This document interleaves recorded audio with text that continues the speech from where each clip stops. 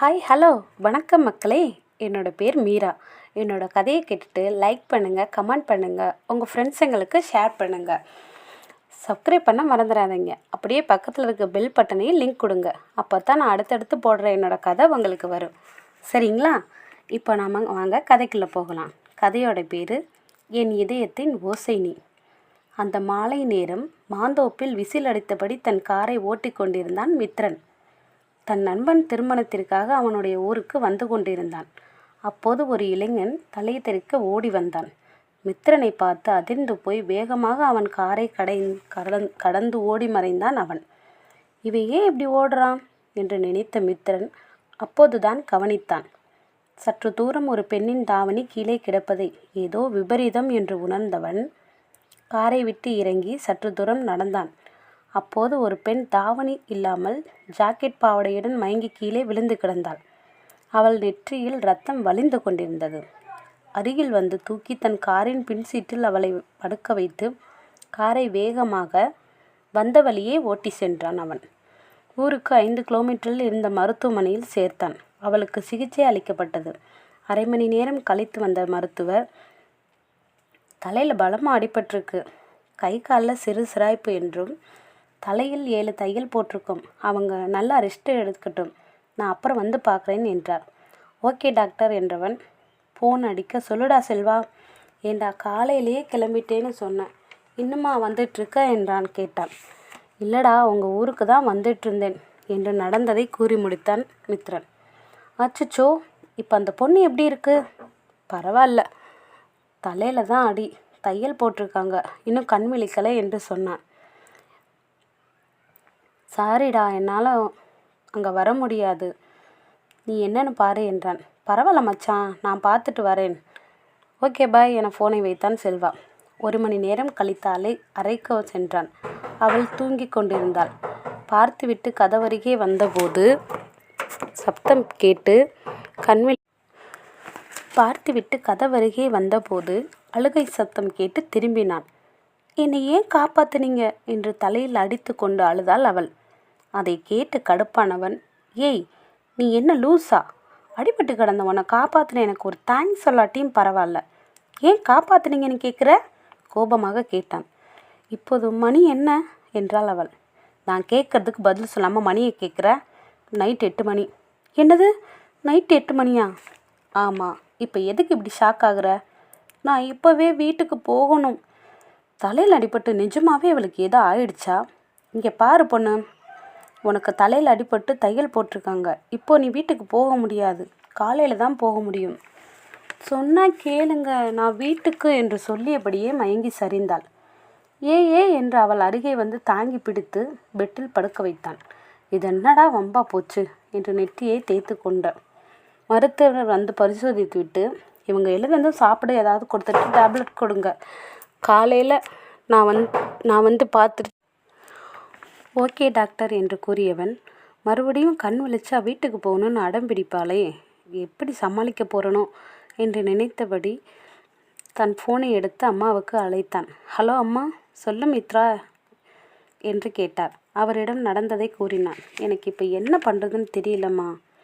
இடைமறித்தவர், நீ நல்லதான் செஞ்சுருக்க, ஆனால் அது கிராமம், அந்த பொண்ணோட நிலைமையும் நீ யோசிக்கணும் மித்து. அந்த பொண்ணு கூடவே போய் பத்திரமா அவங்க வீட்டில் விட்டுட்டு வா என்றார். சரிங்கம்மா, நான் ஃபோனை வைக்கிறேன். கேண்டீனுக்கு சென்று அவளுக்கு டிஃபன் வாங்கி வந்தான். சிறிது நேரத்தில் மீண்டும் கண் விழித்தாள் அவள். வாயை திறக்கும் முன்னே அவனே, இங்கே பாரு பொண்ணு, வீட்டுக்கு போகணுன்னு மறுபடியும் அதையே சொல்லாத, அப்புறம் நான் டென்ஷன் ஆகிடுவேன்.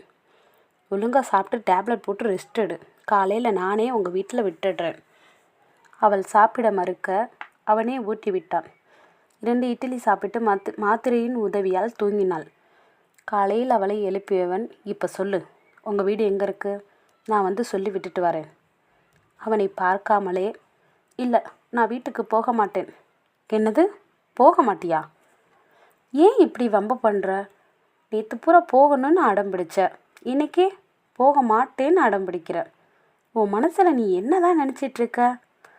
தயவுசெய்து என்னை புரிஞ்சுக்கோங்க சார், நான் சொன்னாலும் உங்களுக்கு புரியாது. இப்போ என்ன பண்ண போகிற? என்ன இப்படியே விட்டுருங்க, நான் எங்கேயாவது போகிறேன் என்று அழுதாள். அவளை ஆழமாக பார்த்தவன், முதல்ல கிளம்பு, உனக்கு நான் இருக்கேன், என்ன நடந்தாலும் நான் பார்த்துக்கிறேன். தான் அவமானப்படுவதை நேரில் பார்த்தால்தான் இவனுக்கு தெரியும் என்றவள் அவனுடன் கிளம்பினாள். சிறிது தூரம் எதுவும் பேசாமல் வந்தார்கள். உன் பேர் என்ன? தேன்மொழி. அப்பா என்ன பண்ணுறாங்க? அமைதியாக இருந்தாள். அவன் அவளை பார்க்க மௌனமாக அழுதாள். இப்போ ஏன் அலற? எனக்கு அம்மா அப்பா இல்லை. நான் பிறந்ததும் 2வதும் பொண்ணா போச்சேன்னு எங்கள் அப்பா எங்கள் அம்மாவை எங்களை விட்டுட்டு எங்கேயோ ஓடி போயிட்டார். எனக்கு 10 வயசாகும்போது எங்கள் அம்மாவுக்கு மஞ்சக்காமலை வந்து அவங்கள இறந்துட்டாங்க. உறவுக்காரங்க எங்கள் அக்காவுக்கு கல்யாணம் பண்ணி வச்சாங்க. சற்று பெருமூச்சு வாங்கியவள், ஆரம்பத்தில் நல்லவராக இருந்த எங்கள் மாமா நாளடைவில் ரொம்ப மாறிட்டார். மாறிட்டார்னா குடி, பொண்ணுங்க சகவாசம், என்னை கட்டி வைக்க சொல்லி எங்கள் அக்காவையும் அடித்து துன்புறுத்த ஆரம்பித்தார். எனக்காக எங்கள் அக்கா எல்லா கஷ்டத்தையும் தாங்கிக்கிட்டாங்க. 2 தடவை என்கிட்ட தப்பாக நடக்கவும் முயற்சி பண்ணியிருக்கான். நான் அக்கா கிட்ட சொல்லலை. ஏன்? அவங்க வாழ்க்கை பாதிக்கப்படுமே, அதான். நேற்று நான் துணி துவைக்க குளத்துக்கு சென்றபோது என்னை மாந்தோப்பில் வழிமறித்து தப்பாக நடக்க முயற்சி செஞ்சார். நான் ஊரில் இருக்கவங்க கிட்ட சொல்வேன்னு சொன்னேன். என் தலையில் கட்டையால் அடித்தார். நான் மயங்கி விழுந்துட்டேன் என்றாள். சரி விடு, பார்த்துக்கலாம் என்று அவளை வாஞ்சையாக பார்த்தான்.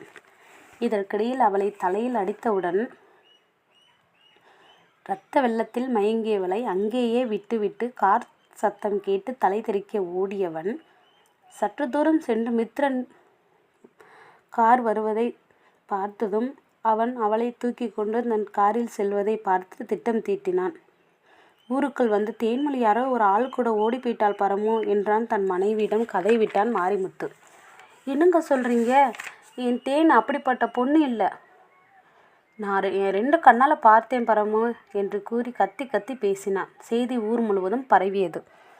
ஊருக்குள் மித்ரன் கார் நுழைந்ததும் சிலர் வழிமறித்தார்கள். உனக்கு எவ்வளவு திமிரு இருந்தா எங்கள் ஊர் பொண்ணை கூட்டிகிட்டு போயிருப்பா என்று சத்தமிட்டனர். ஏய், எதுவாக இருந்தாலும் பஞ்சாயத்தில் பேசிக்கலாம், அமைதியாக இருங்க என்றார் ஒரு பெரியவர். பஞ்சாயத்து கூடியது. ஊர் பெரியவர்கள், பஞ்சாயத்து தலைவர்கள் கூடியிருந்தனர். பரமுவும் மாரிமுத்துவும் ஒருபுறம் நிற்க, மித்ரனும் தேன்மொழியும் மற்றொரு புறம் நின்றிருந்தனர். இன்னைக்கு பஞ்சாயத்து என்ன என தலைவர் கேட்க, ஐயா, என் மச்சினிச்சி யாரோ ஒரு ஆள் கூட ஓடி போய் ஒரு நாள் நைட்டு அவங்க கூட இருந்துட்டு வந்து இப்போ எங்கள் குடும்பமானத்தையும் வாங்கிட்டு இப்போ தைரியமாக மறுபடியும் ஊருக்குள்ளே வந்திருக்கா. பரம பேச்சற்று நின்றாள். அக்கா, நான் எந்த தப்பும் பண்ணலை கதறி அழுதாள் தேன்மொழி. அன்னைக்கு என்ன நினச்சி நீயே சொல்லுமா என்று பஞ்சாயத்து தலைவர் கேட்க, நான் குளத்தில் துணி துவைக்க மாந்தோ போலியாக நடந்து போனப்போ ஒரு பாம்பு வந்துச்சு. நான் பயந்து போய் ஓடினேன். கீழே விழுந்து தலையில் அடிபட்டு ரத்தத்தை பார்த்ததும் மயங்கிட்டேன் என்று மித்ரன் சொன்ன கதையை அப்படியே சொன்னாள். இடைமறித்த மித்ரன், நான் என் ஃப்ரெண்டு ஊருக்கு இந்த வழியாக வந்தேன். அப்போ அந்த பொண்ணு அடிபட்டு கிடந்ததை பார்த்தேன். உடனே தூக்கிட்டு போய் ஹாஸ்பிட்டலில் சேர்த்தேன். நைட்டு ஃபுல்லாக ஹாஸ்பிட்டலில் இருந்துட்டு இப்போ தான் இங்கே வந்தோம் என்றான். தேன்மொழி தலையில் கட்டை பார்த்த பெரியவர், ஊர் தலைவர், அடி பலமா தம்பி என கேட்க, ஆமாங்க, 7 தையல் போட்டிருக்கேன்றான் மித்ரன். ஒரு நாள் நைட்டு பூரா இவன் கூடவோ இருந்துட்டு வந்திருக்கா, அதை பற்றி கேட்காம என்று பேச்சை மாற்றினான் மாரிமுத்துவின் ஆள். அதானே, இன்னைக்கு இவங்களை சும்மா விட்டா நம்ம ஊர் பொண்ணுங்க மானம் என்ன ஆகுறது? கண்டவனெல்லாம் வந்து கதை சொல்கிறான் என்றான் இன்னொரு ஆள். தேன்மொழி செய்வது தெரியாது நிற்க, மித்ரன் கடுங்கோபத்தில் இருந்தான். நம்ம குடும்ப மானத்தையே வாங்கிட்டேடி என்று அவள் கன்னத்தில் பலார் பலார் என அறைந்தாள் பரமு. மற்ற பெண்கள் விலக்கிவிட்டனர். மாரிமுத்துவிற்கு உள்ளுக்குள் சந்தோஷம். தன்னை அசிங்கப்படுத்த நினச்சா இப்போ இவளே அசிங்கப்பட்டு நிற்கிறா என்று நினைத்தான். அக்கா, என்னை நம்புக்கா, உனக்கு நான் என்னடி குறை வச்சேன்? இனிமே உன்னை யார் கட்டிப்பா? நான் என்ன செய்வேன் கடவுளே என்று என்று கதறி அழுதாள் பரமு. அழாத பரமு, நம்ம வீட்டு பொண்ணை நம்ம தானே பார்த்துக்கணும் என்றான் மாரிமுத்து. அவன் எண்ணம் புரிய நிமிர்ந்து பார்த்தவள், நீங்கள் இப்போ என்ன சொன்னீங்க? அந்த தம்பிக்கே தேனை கட்டி வைக்கணும்னு சொல்கிறீங்களா என்றாள். அவனுக்கு மனைவியின் சாமர்த்தியம் புரிந்தது. அது இல்லை பரமு. ஆமாங்க, நீங்கள் சொல்கிறது சரி. இவன் நமக்கு வேணாம். உங்கள் கௌரவம் என்ன ஆகும்? நான் முதல்ல வேணான்னு சொன்னேன் பரமு. ஆனால் இப்போ அவள் எப்படியும் போகட்டும், நமக்கு என்ன, நாம் போகலாம் வாங்க. அவன் கையை பிடித்து இழுத்து நடந்தாள். காலில் விழுந்த தேன்மொழி, அக்கா நீ ஏன்க்கா இப்படி பேசுகிற? என்னால் தாங்கிக்க முடியலை. உனக்காடி எதுவும் புரியலை? எவங்கூட ஓடி போனியோ அவனையே கட்டிட்டு சந்தோஷமா இரு போடி என்று திரும்பி பார்க்காமல் நடக்க போனவளை, இப்படி பேசுனா என்ன அர்த்தம் பரமு? அடுத்து என்ன நடக்கணுமோ அதை பார்ப்போம் என்றார் பெரியவர்கள். பொறுமை இழந்த மித்ரன், இப்போ என்ன, நைட்டு என் கூட இருந்ததால் யாரும் இந்த பொண்ணை கல்யாணம் பண்ணிக்க மாட்டாங்களா? அதை எப்படி பண்ணிப்பாங்க இவளை என்றான் ஒரு ஆள். அப்படின்னா நானே இந்த பொண்ணை கல்யாணம் பண்ணிக்கிறேன் என்றவன் எதிரே இருந்த கோவிலுக்கு சென்று அருகில் இருந்த வேப்ப மரத்தில் கட்டியிருந்த தாலி கயிற்றை எடுத்து வந்து சற்றும் யோசிக்காமல் தேன்மொழியின் கழுத்தில் கட்டினான். யாரை கேட்டுடா தாலி கட்டுன என்று அவனை அடிக்க பாய்ந்தான் மாரிமுத்து. நில்ல மாரிமுத்து, இப்போ எதுக்கு அந்த தம்பி கூட சண்டைக்கு போகிற? அந்த தம்பி நியாயமாக தானே நடந்திருக்கு. பரமுவுக்கு தான் நினைத்தது நடந்த சந்தோஷத்தில் கண் கலங்கினாள். ஆனால் வெளிக்காட்டி கொள்ளவில்லை. தன்னை சுற்றி என்ன நடக்கிறது என்று புரியாமல் இருந்தால் தேன்மொழி. இவள் என் மனைவி, இவளை பற்றி ஏதாவது தப்பாக பேசுனீங்க நான் என்ன செய்வேன்னு எனக்கே தெரியாது என்று கூடியிருந்தவர்களை பார்த்து சிங்கத்தை போல் கர்ஜித்தான் மித்ரன். ஏதும் புரியாமல் மலங்க மலங்க விழித்தபடி நின்றிருந்தவளின் கையை பற்றி, வா நம்ம போலாம் என்று தன் காரில் அவளை ஏற்றி வண்டியை எடுத்தான். கூட்டம் கலைந்தது. எனக்கு மனசு சரியில்லை, நான் கோயிலுக்கு போயிட்டு வரேன், நீங்கள் வீட்டுக்கு போங்க என்று மாரிமுத்துவை அனுப்பிவிட்டு ஓட்டமும் நடையுமாக குறுக்கு பாதையில் சென்றாள் பரமு. ஊரை தாண்டையில் சற்று தூரத்தில் கத்திக்கொண்டே காரின் பின்னால் ஓடி வந்தாள். தேன்மொழி தேன்மொழி சத்தம் கேட்டு காரை நிறுத்தினான் மித்ரன். தேன்மொழி, என் உயிரே நீ தாண்டி. நேற்று என் புருஷன் சொன்ன எதையும் நம்பலை. ஆனால் உனக்கு என்னமோ ஏதோன்னு தான் பயந்துட்டேன். நம்ம குலசாமி தான் இவரை உனக்கு மாப்பிள்ளையாக அனுப்பி வச்சிருக்கு என்றார். கூட்டத்தில் நான் கண்ணால் அவர்கிட்ட என் தங்கச்சியை காப்பாற்றுங்கன்னு சொன்னதை புரிஞ்சிக்கிட்டு உன் கழுத்தில் தாலி கட்டின நல்லவர். இனிமேல் அவர் தான் உனக்கு எல்லாமே. அவர் மனசு நோகாமல் நல்லபடியாக நீ சந்தோஷமாக வாழணும் தேனு என்று கூறி அவளை அணைத்து கொண்டாள் பரமு. என்னக்கா சொல்கிற? நீ தான் தாலி கட்ட சொன்னியா? ஆமாம், இல்லைன்னா அந்த சண்டால பாவி என் புருஷன் கட்டியிருப்பான். அக்கா என்று அதிர்ந்தாள் தேன்மொழி. நீ சொல்லாட்டினா எனக்கு அவனை பற்றி தெரியாதுன்னு நினச்சியா? கவலைப்படாதீங்க, அவளை என் கண்ணுக்குள்ளே வச்சு பார்த்துப்பேன் என்றான் மித்ரன். அந்த ஒத்த வார்த்தை போதுங்க, அவள் சின்ன பொண்ணு, நீங்கள் தான் என்று கூறியவளை சரி சரி பார்த்து பத்திரமா போயிட்டு வாங்க என்று வழி அனுப்பி வைத்தாள் பரமு. தன் காலில் விழுந்த தேன்மொழியை, நீ நல்லா இருப்ப தேனே, என் அன்பும் ஆசீர்வாதமும் உனக்கு எப்பவும் இருக்கும் என்று விடை கொடுத்தாள். கார் நகரத்தை நோக்கி சென்றது. ஒரு நகைக்கடை முன் காரை நிறுத்தியவன் 10 பவுனில் அவளுக்கு தேவையான நகைகளை வாங்கினான். ஜவுளி கடைக்கு சென்று சேலைகள், சுடிதார் என தேவையான ஒவ்வொன்றையும் பார்த்து பார்த்து அவளை கேட்காமல் வாங்கி வந்தான். மருத்துவமனைக்கு சென்று அவள் தலையில் கட்டியிருந்த கட்டை பிரித்து பேண்டேஜ் ஒட்ட செய்தான். எதுவும் அறியாதவள் போல் சிலையாக அமர்ந்திருந்தாள் தேன்மொழி. ஆள் நடமாட்டம் இல்லாத இடத்தில் காரை நிறுத்திவிட்டு அவள் புறம் திரும்பி அவனை பார்த்ததும் அவள் தலை கவிழ்ந்து அமர்ந்திருந்தாள். அவன் பேச ஆரம்பித்தான்.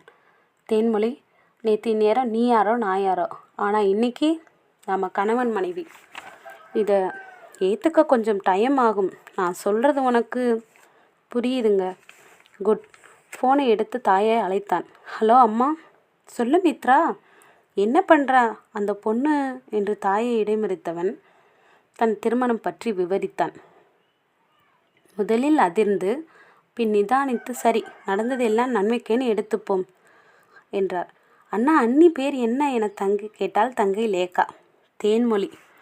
2 பேரும் பார்த்து பத்திரமா வீட்டுக்கு வாங்க என்றார் தந்தை கணேசன். ஓகேப்பா. அம்மா, செல்வா கல்யாணத்துக்கு கண்டிப்பாக போயிட்டு வாங்க, நாளைக்கு தானே கல்யாணம் என்றான். உன் பெஸ்ட்டு ஃப்ரெண்டு செல்வா, அவன் கல்யாணத்துக்கு நீ மிஸ் பண்ணக்கூடாது. சரிம்மா, பாய், ஃபோனை வச்சிடுறேன். அதற்குள் செல்வா லைனில் வந்தான். டேய், எங்கடா இருக்க? நீ வர்றதுக்குள்ளே நாளைக்கு என் கல்யாணமே முடிஞ்சிடும் போல. நானும் என் ஒய்ஃபும் அங்கே தான் வந்துட்டுருக்கோம். டேய், என்னடா சொல்கிற? ரொம்ப ஷாக்காகாதடா மாப்பிள்ள, வந்து சொல்கிறேன் என்று ஃபோனை வைத்தவன் அவளிடம் பேச்சை தொடர்ந்தான். ஆமாம், நான் என்ன சொன்னேன்? கணவன் மனைவி டைம் ஆகும். கரெக்ட்.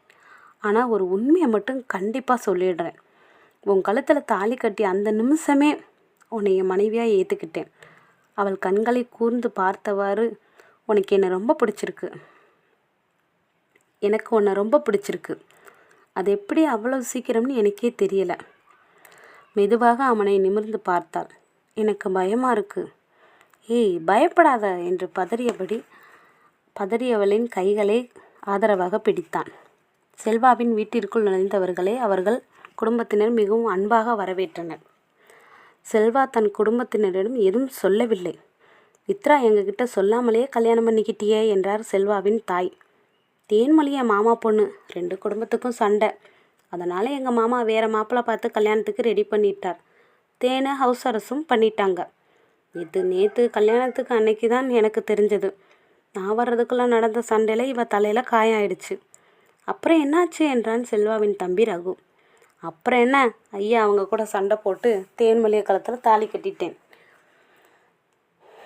என்றான். உன் வீட்டுக்கு தெரியுமா செல்வாவின் தந்தை கேட்க, தெரியும்பா, அம்மா தான் செல்வா கல்யாணத்தை முடிச்சுட்டு வாங்கன்னு சொன்னாங்க என்றார். திருமண வேலைகள் மும்முரமாக நடந்தன. மறுநாள் செல்வா அகிலா திருமணம் கோலாகலமாக நடந்தது. மணப்பெண் தோழியாக தேன்மொழி மித்திரன் வாங்கி கொடுத்த புடவை நகைகளை அணிந்து கொண்டு தேவதையாக சொலித்தாள். மணமகன் தோழனாக நின்றிருந்த மித்திரனால் தேன்மொழியின் மீதிருந்து பார்வையை விலகவே முடியவில்லை. தன்னவன் பார்வை தன்னை மொய்ப்பதை உணர்ந்தவள் கன்னங்கள் வெட்கத்தில் சிவந்தன. மணமக்கள் சாப்பிட அமர மித்திரன் தேன்மொழியின் கையை இழுத்து தன்னருகில் அமர வைத்தான். அவள் கூச்சத்தில் நெளிந்தாள். அவன் பாட்டுக்கு சாப்பிட்டான். அவளுக்குத்தான் சாப்பிடவே முடியவில்லை. மறுபடியும் கண்டிப்பாக 2 பேரும் ஒரு நாள் வீட்டுக்கு வரணும் என்றார்கள் செல்வாவின் தாய். நிச்சயமாக வருவோம் என்றான் மித்ரன். உனக்கு யாரும் இல்லைன்னு நினைக்காத, அண்ணனா நான் இருக்கேன் என்றான் செல்வா. சரிங்கண்ணா என்றவள் கண்கள் கலங்கின. இவன் ஏதாவது வம்பு பண்ணால் ஒரு ஃபோன் பண்ணுமா, வந்து ஒரு வழி பண்ணிடுறேன் என்று அவன் கூற அவள் சிரித்து கொண்டே தலையாட்டினாள். சிறிது நேரம் கழித்து அவர்கள் கிளம்பினார்கள். அவள் அவனையே பார்த்து கொண்டு வந்தாள். மித்ரன் பார்த்ததும் அவள் வேறுபுறம் திரும்பினாள். மெல்லிதாக சிரித்தவன், என்ன சைட் அடிக்கிறியா? இல்லை என்று தலையாட்டினாள். நான் உன்னை கேட்டால் கோவிச்சிக்க மாட்டீங்களே? கேளு. நம்ம இப்போ எந்த ஊருக்கு போகிறோம்? சாரி, எதை சொல்லணுமோ அதை சொல்லவே இல்லை. என் ஊர் பெங்களூர். நான் படித்தது ஃபாரினில். அம்மா அப்பா இருக்காங்க. அம்மா ஹவுஸ் ஒய்ஃப், அப்பா பிஸ்னஸை பார்த்துக்கிறேன். நான் ஒரே ஒரு தங்கை, பேர் லேக்கா. இப்போ புது வரவா நீ. இதுதான் என் ஃபேமிலி என்றான். அவன் கடைசியாக சொன்னதை கேட்டு மெய்சிலிர்த்தாள் பெண்ணவள். ஒரு ஹோட்டலில் வண்டியை நிறுத்தி அவளுக்கு சாப்பிட வைத்தவன் ஐஸ்கிரீமும் வாங்கி கொடுத்தான். அவள் குழந்தை போல் சாப்பிடுவதை பார்த்து ரசித்தான்.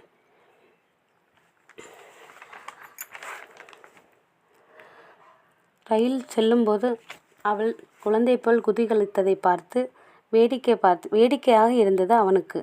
இவ இன்னும் குழந்தைத்தனமாகவே இருக்கிறாளே என்று நினைத்து கொண்டான். இரவு 11 மணிக்கு பெங்களூர் வந்தார்கள். கார் பார்க்கிங்கில் காத்திருந்த டிரைவர் மித்ரனை பார்த்ததும், வாங்க தம்பி, எப்படி இருக்கீங்கன்னே, எப்போ வந்தீங்க என்றான் அவன்.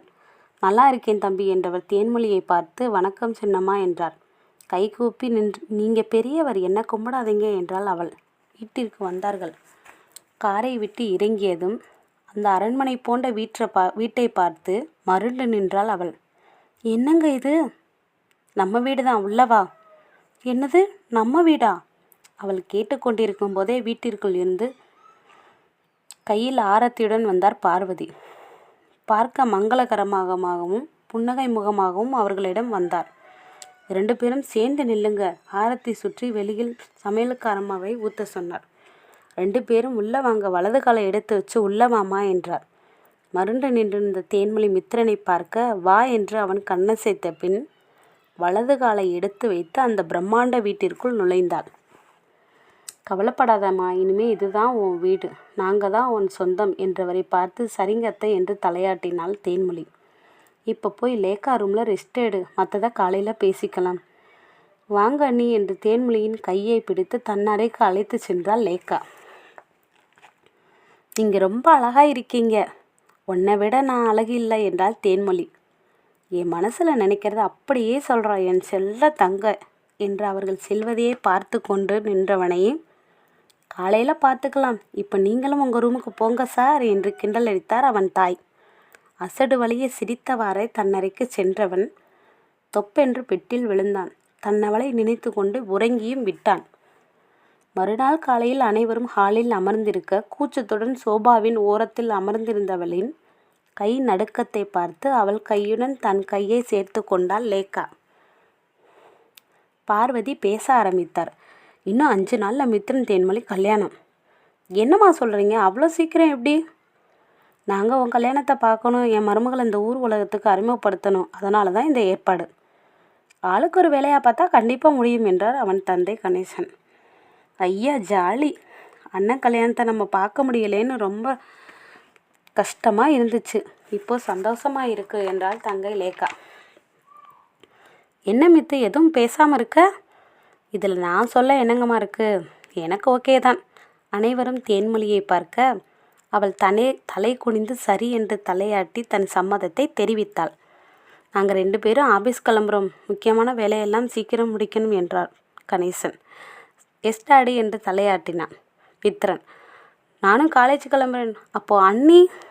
ஏன், நான் வீட்டில் தானே இருக்கேன், நீங்கள் எல்லாம் கிளம்புங்க என்று அனைவரையும் விரட்டினாள் பார்வதி. வேலைகள் வேகமாக நடந்தன. 2 நாளாக தேன்மொழியிடம் பேச நினைத்தவனுக்கு பேச முடியவில்லை. லேக்கா அவளை விட்டு இம்மியும் விலகவில்லை. பகலில் தாயுடன் இருந்தால், இரவில் தங்கையுடன் இருந்தால் தேன்மொழி. அவளுக்கும் அவனிடம் பேச ஆசையாகத்தான் இருந்தது. பெரியவர்களின் மீதுள்ள மரியாதையால் அமைதியாகவே இருந்தாள். இன்னைக்கு இவளை சும்மா விடக்கூடாது என்று நினைத்தவாறு தங்கையின் அறைக்குள் நுழைந்தான். லேக்கா தோட்டத்தில் யாருடனும் ஃபோன் பேசுவதை பார்த்து விட்டுத்தான் தேன்மொழியை பார்க்க லேக்கா அறைக்கு சென்றான் அவன். தாலாட்டும் பூங்காற்று நாடல்லவா, நீ கேட்டு பாராட்டு ஓ மன்னவா, வருவாயோ பாராயோ ஓ நெஞ்சமே, ஓ நெஞ்சமே, என் நெஞ்சமே, உன் தஞ்சமே என்று பாடிக்கொண்டே தன் துணிகளை மடித்தவாறு யதார்த்தமாக திரும்பியவள் அவனை பார்த்ததும் சட்டென்று வாயை மூடிக்கொண்டாள். கண்ணிமைக்காமல் அவளையே பார்த்தவாறு மந்தகாசமாக புன்னகைத்தான்.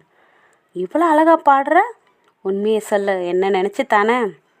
பதில் சொல்லுமல் தன்னருகே இழுத்தவன் அவள் இடுப்பில் கை வைத்தான். அவன் செய்யில் மருண்டவளை உடல் நடுங்கியதை ரசித்தவன் மெல்ல அவள் இதழை சிறை செய்தான். எவ்வளவு நேரம் என்று தெரியாமல் அவள் மூச்சு விட சிரமப்படுவதை தெரிந்து மெல்ல விடுவித்தான். உன்கிட்ட பேச தான் வந்தேன், ஆனால் நீ பாடின பாட்டு, அதுக்கு தான் இந்த கிஃப்ட். பிடிச்சிருக்கா என்று கண்ணடித்தான். நான் உங்களை ரொம்ப நல்லவர்னு நினச்சேன், ஆனால் நீங்கள் ரொம்ப மோசம் என்று சினிங்கியவளை மறுபடியும் சிறை செய்தான். நல்ல பையனாக இருந்த என்னை இப்படி கெடுத்து விட்டுட்டு ஒன்றும் தெரியாத மாதிரி என்னையே கேட்குற? நானா? ஆமாம், 2 நாளாக என் கண்ணிலேயே படலை. எனக்கு எப்படி இருக்கும்? அத்தை தான். என்ன சொன்னாங்க? என் பையன் ரொம்ப நல்லவன், அவங்கிட்ட போகாதன்னு சொன்னாங்க என்றாள் அப்பாவியாக. அவள் தன்னை கிண்டல் செய்கிறாள் என்பதை உணர்ந்தவன் உன்னை என்று பிடிக்க முயல அவனுக்கு பழிப்பு காட்டி வெளியே ஓடினாள். இதை கண்டும் காணாதவர் போல் அவன் அருகே வந்த பார்வதி, என்னடா ஓடி பிடிச்சி விளையாடுற, ஆபீஸ் போகலை என்று அவன் காதை திருகினார். இதை கிளம்பிட்டேன்மா, ப்ளீஸ் விடுங்க என்று காதை தடவிக்கொண்டே நழுவி ஓடினான். முதல் நாள் நிச்சயதார்த்தம் நடந்தது. மறுநாள் காலையில் மண்டபமே கோலாகலமாக இருக்க பெங்களூரிலேயே நம்பர் 1 பிஸ்னஸ்மேன் திருமணம் என்றால் சும்மாவா? ஏராளமான தொழிலதிபர்களும் டிவி சேனல்களும் பத்திரிகைக்காரர்களும் வந்திருந்தனர். மாப்பிள்ளையாக தோரணையாக ராஜாவைப் போல் அமர்ந்திருந்தான் மித்ரன். ஐயர் அழைத்து வர சொன்னதும் தேவதையைப் போல் அடிமேல் அடி வைத்து மனவரவைகள் வந்து அவன் அருகே அமர்ந்தாள் தேன்மொழி. மனதில் சந்தோஷம் இருந்தாலும் ஏதோ ஒன்று சொல்ல முடியாத கவலை அவளுக்குள் இருந்தது. தலை கவிழ்ந்து தன்னருகே அமர்ந்திருந்தவளின் கையை பற்றியவன் மெல்ல நிமிர்ந்தவள் அவனை பார்க்க அவன் கண்கள் காட்டிய திசையில் அங்கு நின்றிருந்த தன் அக்கா பரமுவையும் அவள் மகனையும் பார்த்தவள் அக்கா என்று உதடுகள் துடிக்க அழைத்தாள். அருகில் வந்த பரமு அவளை அழக்கூடாது என்று மெதுவாக சொல்லி அவள் அருகே நின்றாள். மங்கள வாத்தியங்கள் முழங்க அவள் சங்கு கழுத்தில் தன் தாலியை கட்டி அவளை தன் சரிபாதியாக ஆக்கி கொண்டான் மித்ரன். அவள் கண்களில் கண்ணீர் தழும்பி நிற்பதை பார்த்தவன் அழக்கூடாது என்று கண்களாலேயே சொன்னான். அவளுக்கு தன்னவனை நினைக்கில் பெருமையாக இருந்தது. திருமணம் முடிந்து வீட்டிற்கு வந்தவர்களை ஆரத்தி எடுத்து உள்ளே அழைத்துச் சென்று பூஜை அறையில் விளக்கேற்று செய்த பார்வதி அவர்களுக்கு பாலும் பழமும் கொடுத்து ஹாலில் அமர வைத்துவிட்டு வந்திருந்த உறவினர்களை கவனிக்க சென்றார். கணேசனும் தொழில் வட்டார நண்பர்களை பார்க்க சென்றார். ஏய், உங்கள் அண்ணி ரொம்ப அழகா இருக்காங்கடி என்று லேகாவின் தோழிகள் கூற, ஏய் கண்ணு வைக்காதீங்கடி, சரி வாங்க நாம போகலாம் என்று தன் தோழிகளை வேறு பக்கம் அழைத்து சென்றாள் லேகா. அக்கா, நீங்கள் எப்படி வந்தீங்க? நான் எதிர்பார்க்கவே இல்லை. உங்களை பார்த்தது எனக்கு எவ்வளோ சந்தோஷமாக இருந்துச்சு தெரியுமா என்று கண்கள் கலங்க சொன்னாள் தேன்மொழி. 2 நாளைக்கு முன்னாடி தான் மித்ரன் எனக்கு ஃபோன் பண்ணி உங்கள் கல்யாணத்தை சொல்லி என்னையும் கண்ணனையும் வர சொன்னார். மாமா வெளியூர் வேலைக்கு போயிட்டார். வர 1 வாரம் ஆகும். அதுதான் நாங்கள் உன்னை பார்க்க வந்துட்டோம். உன் கல்யாணத்தை எவ்வளோ கோலாகலமாக திருவிழா போல பார்க்குறப்ப எனக்கு ரொம்ப சந்தோஷமாக இருக்குதேன்னு. ஆமா சித்தி, எனக்கும் ரொம்ப சந்தோஷமாக இருக்கு என்றவனை அனைத்து அவன் கன்னத்தில் முத்தமிட்டாள். அப்போ சரி, நாங்கள் கிளம்புறோம் தேனு. ஏங்க்கா இவ்வளோ சீக்கிரம் கிளம்புறீங்க? நான் இங்கே வந்து அந்த படுபாவிக்கு தெரியாது, வீட்டுக்கு போகணும் தேனு. அக்கா சொன்னால் புரிஞ்சுக்கோ. சரிக்கா, அடிக்கடி ஃபோன் பண்ணுங்க ப்ளீஸ். சரி, நீ பார்த்து நடந்துக்கோ என்றவளை கட்டி அணைத்து விடை பெற்றாள் பரமு. அவள் விடை பெற்று சென்றதும் அவள் கையை பிடித்தான். என்னாச்சு தேன்மொழி? ஒன்றுமில்லைங்க, இப்போ தான் எனக்கு ரொம்ப சந்தோஷமாக இருக்குது. அப்படியா என்று அவளை ஒரு மார்க்கமாக பார்த்தவனின் பார்வையின் அர்த்தம் புரிந்து தலை கவிழ்ந்தாள். இரவு அலங்காரத்துடன் மித்ரன் அறைக்குள் நுழைந்தாள். அவள் கையில் இருந்த பால் சொம்பை டேபிளில் வைத்துவிட்டு தேன்மொழியை தன்னருகே அமர வைத்து அவள் முகத்தை தன் கைகளில் ஏந்தி தன் முகத்தை பார்க்க வைத்தான். உனக்கு என்ன பிடிச்சிருக்கா? ஒரு குழந்தை பிறந்ததுக்கு அப்புறம் கேட்க வேண்டியது தானே? முதலில் அவள் பேசியதன் அர்த்தம் புரியாமல் விழித்தவன் பின்பு அர்த்தம் புரிந்து பலமாக சிரித்தான். பரவாயில்லையே, நீ கூட கலாய்க்கிற. ஏன், நாங்கள் கிராமத்து ஆளுங்க, உங்களை விட எங்களுக்கு எல்லாமே அதிகமாக தான் இருக்கும் என்று கூறியவள் பின் தன் சொன்ன வார்த்தையின் அர்த்தம் புரிந்து நாக்கை கடித்தாள். என்ன சொன்ன? என்னை விட எல்லாமே அதிகமாக இருக்குதா உனக்கு? ஐயோ, நான் யதார்த்தமாக தான் சொன்னேன், நீங்கள் தான் தப்பாக புரிஞ்சுக்கிட்டீங்க. அப்போ நான் என்ன தப்பாக புரிஞ்சுக்கிட்டேன்னு நீ சொல்லு என்று அவளை மெதுவாக அணைத்து அவள் முகமெங்கும் முத்தமலை பொழிந்தான். கூச்சத்தில் நெளிந்தவளை இன்னும் இறுக்கமாக அணைத்தான். தேன்மொழியின் உடல் நடுங்கியதை பார்த்து ஏன் இப்படி நடுங்குற என்று கேட்க, தெரியல என்று அவளுக்கு உதடுகள் தான் முணுமுற்றின. சத்தம் வெளியே வரவில்லை. தேன்மொழி கையை அவன் மார்பில் வைத்து, என் இதயம் இப்போ என்ன சொல்லுது தெரியுமா? என்ன? தேன்மொழி எனக்கு ஒரு முத்தம் கொடுன்னு சொல்லுது. அப்படியா? அந்த இதயத்துக்கிட்ட சொல்லுங்க என்று அமைதியானாள். என்ன அமைதியாயிட்ட? தரமாட்டியா? நான் அப்படி சொல்லலை. பின்ன? நினைக்கிறேன், ஆனால் முடியலை என்றவளை எனக்கு புரியுது. இப்போதைக்கு எதுவும் வேணாம். நம்ம ஒருத்தர் நல்லா புரிஞ்சுக்கிட்டு அப்புறம் எல்லாம் தன்னால் நடக்கும் என்றவனை வியந்து பார்த்தாள். ஏண்டி கண்ணை உருட்டி அப்படி பார்க்குற? என்னால் புரிஞ்சிக்கவே முடியலை. அதுக்கு தான் டைம் எடுத்துக்கோன்னு சொல்கிறேன். நாம் இப்படியே பேசிகிட்டு இருந்தால் விடிஞ்சிரும் என்றவன், சரி தூங்குவோமா? பால் குடிக்கலை? சிரித்தபடி பால் சொம்பை எடுத்து அவளிடம் நீட்டினான். என்னங்க என்கிட்ட தர்றீங்க? நீ தானே கேட்ட? நீங்கள் தான் முதல்ல குடிக்கணும். அதெல்லாம் முடியாது, நீ குடிச்சாதான் நான் கொடுப்பேன் என்று அடம் பிடித்தான் அவன். அவளை குடிக்க வைத்து மிச்ச பாலை குடித்தவனை நினைத்து அதிக காதல் கொண்டாள் தேன்மொழி. அவளை அணைத்தபடியே உறங்கினான். அவளுக்குத்தான் அவன் தொட்ட ஸ்பரிசத்தில் உறக்கம் வரவில்லை. விடியற் காலையில் எழுந்து குளித்து பூஜை அறையில் விளக்கு போட்டு அனைத்து வேலைகளையும் முடித்து டீ எடுத்துக்கொண்டு அவன் அறைக்கு சென்றாள். அயர்ந்து உறங்கி கொண்டிருந்தவன் அருகில் வந்தவள் அவன் கன்னத்தில் மெதுவாக தன் இதழை ஒற்றி எடுக்கையில் பட்டென்று கண்விழித்து அவளை தன்மேல் போட்டுக்கொண்டு அவள் இதழை சிறை செய்தான். திணறியவள், ஐயோ விடுங்க ப்ளீஸ் என்றாள். திமிரியவளை விடுவித்து மெல்லிதாக சிரித்தான். உண்மையை சொல்லு, நீ ஐ லவ் யூ தானே? இல்லையே, நான் எப்போ அப்படி சொன்னேன்? இருடி வர்றேன் என்று தன்னை பிடிக்க வந்தவனிடம் இருந்து நைஸாக நழுவி ஓடினாள். நாளடைவில் அவளை அந்த வீட்டில் அனைவருக்கும் பிடித்து விட்டது. 2 நாள் கழித்து தேன்மொழி மூவிக்கு போகலாமா என்றான். என்று கிளம்பினாள். அவன் காரில் அவளுக்காக காத்திருக்க அவள் வந்தவள் அவன் முன் சீட்டில் அவன் அருகில் அமர்ந்தாள். அவளை பார்த்து ஏக்க பெருமூச்சு விட்டான். என்னங்க என்று எதுவும் அறியாதவள் போல் கேட்டாள். ஒன்றுமில்ல என்று வண்டியை எடுத்தான். தேட்டர் உள்ளே சென்றதும், ஏங்க இப்படி குளிருது? இது ஏசி அப்படி தான் இருக்கும். என்ன படம்? உனக்கு பிடிச்ச விஜய் படம். அப்படியா என்று குதூகலத்துடன் படம் பார்த்தாள். அவன் அவளையே தான் பார்த்து கொண்டிருந்தான். யதார்த்தமாக அவனை பார்த்தவள், ஏங்க என்னங்க என்றான். ஏன் அப்படி பார்க்குறீங்க? தெரியலையே, அவனை பார்த்துட்டே இருக்கணும் போல இருக்கு. ஆமாம், நான் பார்க்கறதுனால உனக்கு என்ன பண்ணுது? என்னென்னமோ பண்ணுது, அதெல்லாம் உங்ககிட்ட சொல்ல முடியாது. என்னென்னமோவா? சொல்லுடி. போங்க, இது வீடு இல்லை, தேட்டர். நீங்கள் இப்படி பேசாதீங்க என்றால் வெக்கப்பட்டு கொண்டே. எந்த இடமா இருந்தா என்ன? நீ என் பொண்டாட்டியை நான் கொஞ்சுறேன் என்றவனை கண்டும் காணாதது போல் படத்தை பார்க்க ஆரம்பித்தாள்.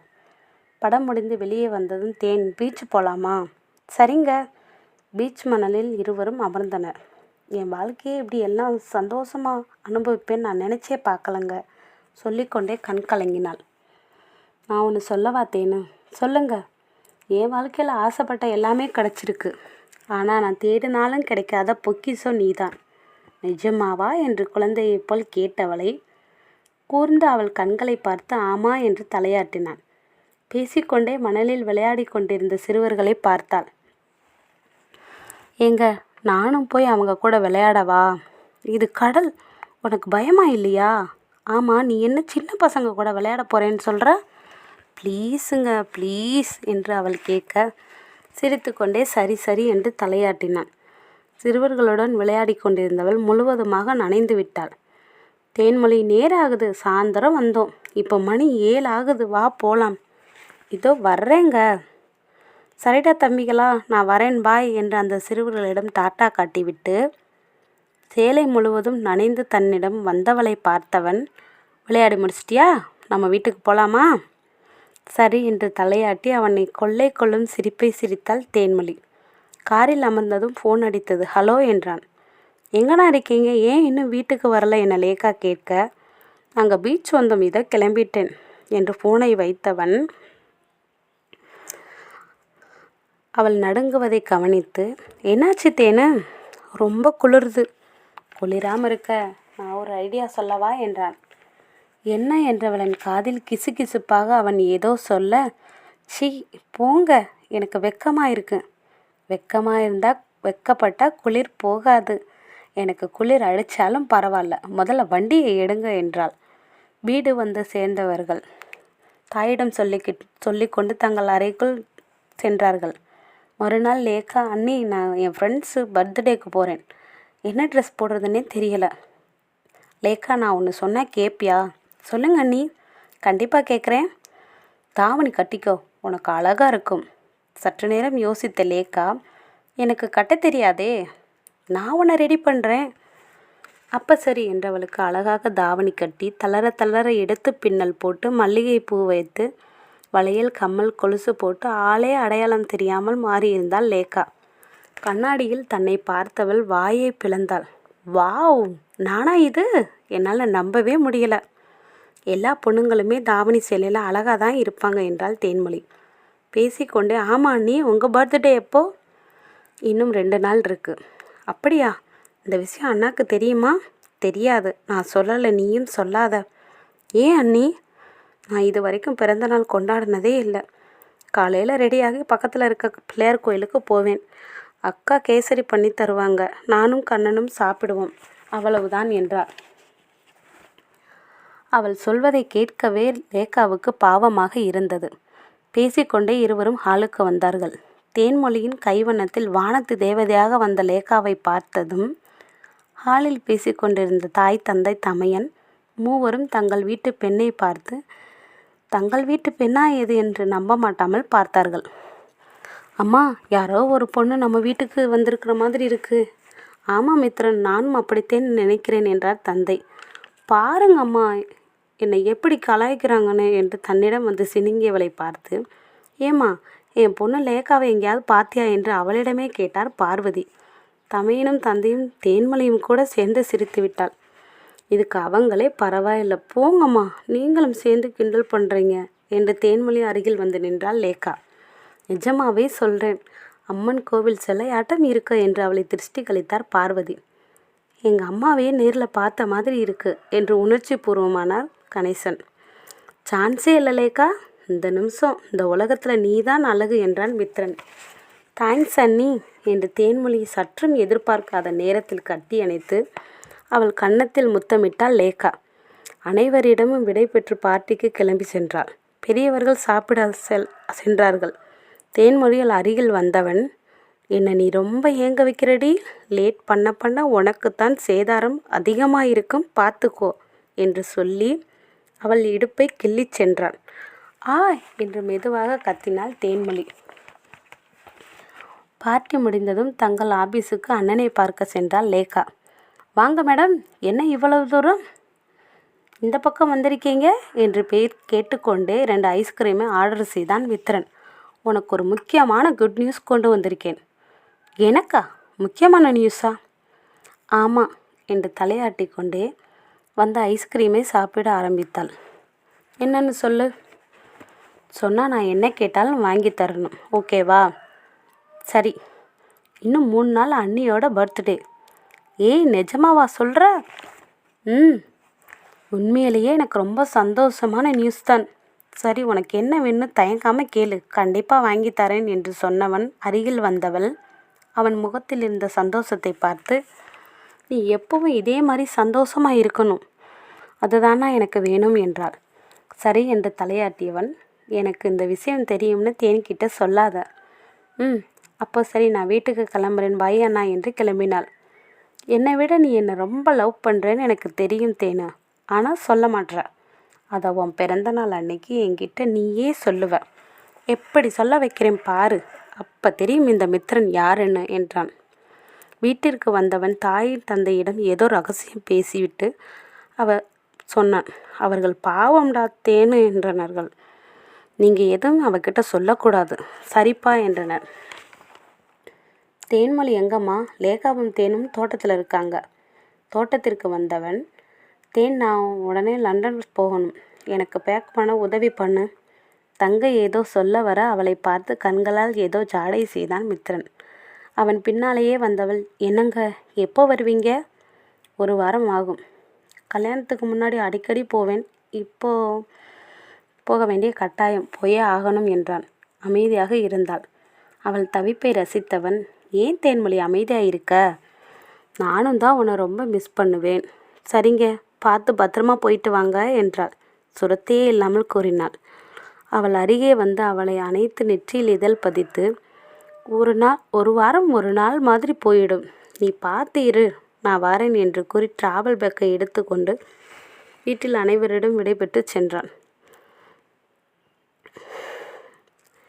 அவன் சென்றதும், சாப்பிட வாங்க அண்ணி என்று லேக்கா அழைக்க, இல்லை வேணாம் என தன் ரூமுக்கு சென்றாள். அவன் இல்லாத வீடு, தங்கள் அறை என்று எதுவுமே அவளுக்கு பிடிக்கவில்லை. பெயருக்கு சாப்பிட்டாள். எதையோ பறி கொடுத்தவள் போல் இருந்தாள். மறுநாள் மதியம் ஃபோன் அடித்தது. அவன் அவளுக்கு ஃபோன் வாங்கி கொடுத்து, உனக்கு எப்பெல்லாம் பாடணும்னு தோணுதோ பாடி ரெக்கார்ட் பண்ணி வை, நான் டைம் கிடைக்கும்போது கேட்குறேன் என்று சொல்லியிருந்தான். ஃபோன் அடித்தது. ஹலோ, ஹாய் ஹனி, எப்படி இருக்க? இருக்கேன். ஏன் டல்லா பேசுகிற? அதெல்லாம் ஒன்றும் இல்லை, நான் ரொம்ப சந்தோஷமாக தான் இருக்கேன், போதுமா? ஏய், ஏன்டி இப்படி டென்ஷன் ஆகுற? நீங்கள் எப்படி இருக்கீங்க? இங்கே என் ஃப்ரெண்டு ஒருத்தியை பார்த்தேன், அதனால் நான் ரொம்ப சந்தோஷமாக இருக்கேன் என்றான் சத்தம் இல்லாமல் சிரித்து கொண்டேன். அவள் கோபமாக புஸ் புஸ் என்று மூச்சு விடுவது அவனுக்கு நன்றாகவே தெரிந்தது. ஏய், என்னாச்சு? எதுவும் பேச மாட்ற? இல்லை, நீங்கள் தானே ரொம்ப சந்தோஷமாக இருக்கீங்க, நீங்கள் பேசுங்க, நான் கேட்குறேன். அதற்குள் அவளை ஃபீல் பண்ண வைக்க விரும்பாதவன், சரி நான் அப்புறம் கூப்பிட்றேன் பாய் என்று ஃபோனை வைத்தான். அவளுக்கு இருந்த கொஞ்ச நிம்மதியும் பறிபோனது. அவளை அறியாமல் கண்களில் கண்ணீர் வந்தது. இரவு அவனிடம் பேச போனை எடுத்தவள், வேண்டாம், என் நினப்பு இருந்தால் அவரே கூப்பிடட்டும். தன்னை அறியாமல் ரெக்கார்டை ஆன் செய்து பாட ஆரம்பித்தாள். உன் நெஞ்சினில் ஒரு முறை சாய்ந்து கொண்டால் மரணமேதடா என் கண்ணா, உன்னை ஒரு முறை அணைத்து கொண்டால் சரணமாகுமே என் மன்னா, அன்பிலே உன்னை நான் மனதிலே சுமப்பேனே, இல்லையே என்னை நான் மண்ணிலே புதைப்பேனே, ஏங்குகிறேன் நீ என் பக்கம் இல்லையே, உருகுகிறேன் உந்தன் ஏக்கம் தொல்லையே என்று கண்ணீருடன் பாடி முடித்தாள். அவனை நினைத்தபடியே உறங்கியும் போனாள். அரை கதவு தட்டப்பட்ட சத்தத்தில் கண் விழித்து மணியை பார்க்க மணி 11:50 காட்டியது. இந்நேரம் யாராயிருக்கும் என்று நினைத்தபடி கதவை திறந்தவள் சந்தோஷத்தில் உறைந்து நிற்க, அவளை அணைத்தபடி கதவை தாளிட்டவன் அவளை இறுக தூக்கி கொண்டு அணைத்தபடியே சோபாவில் அமர வைத்தவனை கண்ணிமைக்காமல் பார்த்தவள் கண்களில் நீர் வந்து கொண்டே இருந்தது. நீங்களா? ஆமாம், என்னை நீ எதிர்பார்க்கலல்ல? நீங்கள் வர 1 வாரம் ஆகுன்னு சொன்னீங்க. அவன் பதில் சொல்லும் முன் சட்டென்று அவளை அணைத்து மித்திரன் முகமெங்கும் முத்தமலை பொழிந்தவள், என்னால் உங்களை பிரிஞ்சு இருக்க முடியாது, என்னை விட்டு நீங்கள் போனால் நான் என்று சொல்லி கொண்டிருந்தவனின் இதழுக்கு அந்த வார்த்தைக்கான தண்டனையை கொடுத்தான். ஏய், ஏன்டி இப்படி பேசுகிற? என்னால் மட்டும் உன்னை விட்டுட்டு இருக்க முடியுமா என்றான் காதலுடன். இவ இவ்வளோ எமோஷனலாக இருக்கா. இவகிட்ட என் ஃப்ரெண்டு வீட்டில் இருந்துட்டு உன்னை சர்ப்ரைஸ் பண்ணத்தான் இப்போ வந்தேன்னு சொன்னால் அவ்வளோதான், வேறு வினையே வேண்டாம் என்று நினைத்து உண்மையை மறைத்தான். நான் போன வேலையில் பாதியிலே விட்டுட்டு உனக்காக வந்துட்டேன். நிஜமாவா? எனக்காக வந்துட்டீங்களா? ஆமாண்டி, என் செல்ல பொண்டாண்டி என்று பேசிக்கொண்டே தன் சட்டில் இருந்து ஒரு டப்பாவை எடுத்து அதில் இருந்த வைர மோதிரத்தை எடுத்து அவளுக்கு மாட்டிவிட்டவன் மணி 12 சரியாக காட்டியது. ஹாப்பி பர்த்டே என் செல்ல பொண்டாட்டி. ஆச்சரியத்துடன், உங்களுக்கு எப்படி தெரியும்? லேக்கா சொன்னாள். எனக்கு ரொம்ப சந்தோஷமாக இருக்குங்க, ரொம்ப தேங்க்ஸ். தேங்க்ஸ் எல்லாம் வேணாம். வேற என்ன வேணும்? என்ன கேட்டாலும் தருவியா என்று கேட்டவனின் வார்த்தை புரிய, உங்களுக்காக அந்த கிஃப்ட் ரொம்ப நாளாக காத்துட்டு இருக்கு, உங்களுக்கு தான் அது புரியலை, நான் என்ன செய்ய என்று அவள் கூற, என்னது எனக்காக காத்துக்கிட்டு இருக்கா என்று குதூகலத்துடன் அவளை கேக்கு வெட்ட செய்து சாப்பிட்டு விட்டு அவனுக்காக காத்திருந்த அந்த கிஃப்டை முழுவதுமாக ரசித்து உண்டான். மறுநாள் அவளின் பிறந்த நாளை விமர்சையாக கொண்டாடினார்கள். அவர்கள் வாழ்வில் புயலென நுழைந்தாள் தீபா.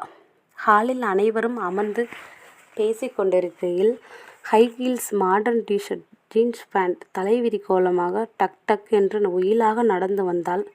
ஹாய் மித்து, எப்படி இருக்க? அவளை பார்த்ததும் பார்வதியும் கணேசனும் லேகாவும் முகம் சொல்லித்தனர். பெரியவங்க முன்னாடி இப்படி இன்டீசெண்டாக நடந்துக்கிறா பாரு, ச்சே என்று பார்வையை வேறு பக்கம் திருப்பி கொண்டாள் லேக்கா. தேன்மொழி, நீ எல்லாருக்கும் டீ கொண்டு வாமா. சரிங்கத்த. என்ன மித்து, என்னை பார்த்ததும் சந்தோஷத்தில் பேச முடியலையா? நோனோ. ஆமாம், எப்போ அமெரிக்காவிலேருந்து வந்த என்று அவன் கேட்டான். 1 hour முன்னாடி தான் வந்தேன். என்னால் வீட்டில் இருக்கவே முடியலை, அதான் உன்னை பார்க்க வந்தேன். ஹாய் ஆண்டி, அங்கிள், எப்படி இருக்கீங்க? லேக்கா என்ன எதுவும் பேச மாட்டா? நாங்கள் நல்லா இருக்கோம் என்றார்கள் பெரியவர்கள். நீங்கள் தான் அண்ணாக்கிட்ட பேசிகிட்டு இருந்தீங்க, அதான் என்றாள் லேக்கா. ஆமாம் மித்து, உனக்கு மேரேஜ் ஆயிடுச்சுன்னு என் மம்மி சொன்னாங்க. எனக்கு எப்படி ஷாக்காக இருந்துச்சு தெரியுமா? நான் நம்பவே இல்லை என்று மனதில் கோபத்துடன் கேட்டாள் மறைத்து கொண்டு. ஆமாம், உன் ஒய்ஃப் எங்க? தேன்மொழி கையில் டீ ட்ரேயுடன் வந்தாள். அனைவருக்கும் டீ கொடுத்து விட்டு தீபாவிடம் திரும்பினாள். அவளை பார்த்து தெரிந்து கொண்டே வேண்டுமென்றே தெரியாதவள் போல், இவ யாரு, புது வேலைக்காரியா? மித்ரனும் லேகாவும் முறைத்து பார்க்க, அவ இந்த வீட்டு மருமக, மித்ரன் மனைவி. யாருன்னு தெரியாமல் நீயா வார்த்தையை விடாத தீபா. சாரி ஆண்டி, பார்க்க பட்டிக்காட்டு பொண்ணு மாதிரி தெரியுது, அதான் வேலைக்காரியான்னு கேட்டேன். எப்படி ஆண்டி, இப்படிப்பட்ட படிக்காத சாதாரண பொண்ணை மித்ரனுக்கு கல்யாணம் பண்ணி வச்சிங்க? அவளிடம் விளக்கம் சொல்ல தேவைப்படாததால், தேன்மொழி என் அத்தை பொண்ணு, அது மட்டும் இல்லை, அவளை பார்த்தது எனக்கு பிடிச்சது, அதான் கல்யாணம் பண்ணிக்கிட்டேன் என்றான் மித்ரன்.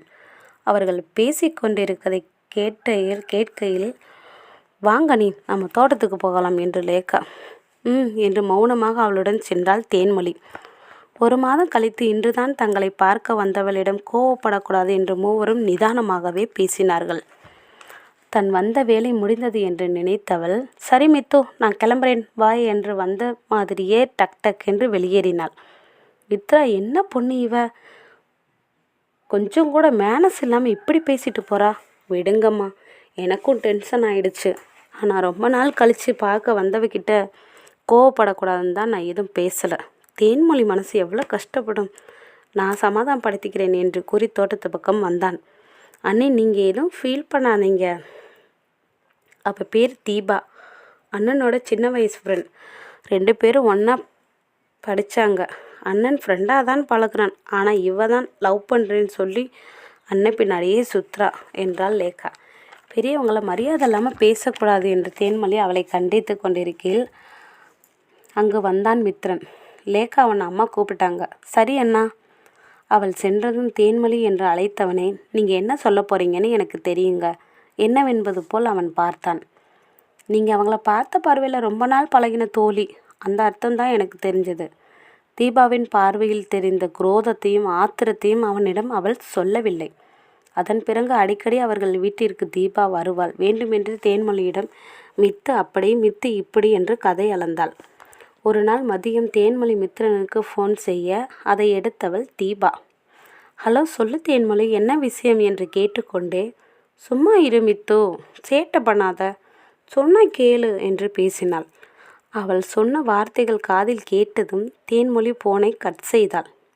மித்ரனை பார்க்க ஆபீஸ் வந்த தீபா அவன் ஃபோன் அடிக்கவும் அதிலிருந்து தேன்மொழியின் பெயரை பார்த்ததும், நான் யாருன்னு பார்க்குறேன் மித்து என்று அவன் பதில் கூறும் முன் ஃபோனை எடுத்துக்கொண்டு வெளியே வந்து தேன்மொழியிடம் பொய் சொல்லி அவளை கடுப்பேற்றினாள். பேசிவிட்டு எதுவும் தெரியாதவள் போல் உள்ளே நுழைந்தாள். ஃபோனில் யாரு என கேட்டான் மித்ரன். தேன்மொழி தான், என் குரல் கேட்டதும் கட் பண்ணிட்டாங்க. மறுபடியும் அவன் அவளுக்கு ஃபோன் செய்ய தேன்மொழி ஃபோனை எடுக்காததை பார்த்து சந்தோஷப்பட்டாள். அடுத்து வந்த நாட்களிலும் தேவையில்லாமல் ஆபீஸ் வருவது, அவனிடம் கதையளப்பது என்றிருந்தாள். தேன்மொழிக்கு தெரிந்தாலும் எதுவும் பேசாமல் இருந்தாள். அன்றொரு நாள் வீட்டிற்கு வந்த தீபா, தேன்மொழி, நான் உங்ககிட்ட கொஞ்சம் பேசணும் என்று தோட்டத்திற்கு அழைத்து சென்றாள். என்கிட்ட என்ன பேசணும்? உன்கிட்ட ஒரு உண்மையை சொல்லணும். நீ அதை கேட்டு எந்த தப்பான முடிவும் எடுக்கக்கூடாது. என்ன விஷயம்னு சொல்லுங்க. நான் கர்ப்பமாக இருக்கேன். கர்ப்பமா? அதிர்ச்சியுடன் கேட்டாள் தேன்மொழி. ஆமாம், என் குழந்தைக்கு மித்ரன் தான் அப்பா. அமைதியாக கேட்டுக்கொண்டிருந்தாள் அவள். ஏற்கனவே 2 டைம் அபார்ஷன் பண்ணிட்டேன். இப்போவும் அபார்ஷன் பண்ண சொல்லி மித்து என்னை கம்பல் பண்ணுறான். நீ தான் எங்களை சேர்த்து வைக்கணும் என்று அப்பாவியாக சொல்லி கொண்டிருந்தாள். அவள் சொல்லி முடிக்கும் முன் பலார் பலார் என அவள் கன்னத்தில் அறை விழுந்தது. தேன்மொழி தான் அறைந்திருந்தாள். கன்னத்தில் கை வைத்து நம்ப மாட்டாமல் தீபா நிற்க, என்னடி சொன்ன? ஏன் மித்ரன் ஒன்று கர்ப்பமாக்கிட்டாருன்னு நீ சொன்னா நான் நம்பிடுவேன்னு நினச்சியா? இப்படி போய் சொல்கிறியே, உனக்கு வெக்கமா இல்லை? நீ எல்லாம் ஒரு பொண்ணா? அவள் பேச பேச வாயெடுத்து நின்றாள் தீபா. என்னடி நினச்ச? என் புருஷன் எப்படிப்பட்டவர்னு கண்ட நாயெல்லாம் சொல்லி தான் நான் தெரிஞ்சுக்கணும்னு அவசியம் இல்லை. என் அனுமதி இல்லாமல் என் நிழலை கூட தொடமாட்டார். அப்படிப்பட்டவர் உன்னை தொட்டாருன்னு சொல்கிற? இனிமே இந்த வீட்டு பக்கம் வந்தால் உன்னை கொன்னே போட்டுருவேன், போடி என்றாள் தேன்மொழி. அவர்கள் பேசுவதை கவனித்த பார்வதி, கணேசன், லேக்கா, மித்ரன் எதுவும் தெரியாதது போல் வீட்டிற்குள் சென்று விட்டனர். அடி வாங்கிய அவமானத்தால் கன்னத்தை தேய்த்தபடி தன் காரை எடுத்து கொண்டு கிளம்பினாள் தீபா. எதுவும் நடக்காதது போல் வீட்டிற்கு வந்தாள் தேன்மொழி. தீபா எங்க தேன்மொழி?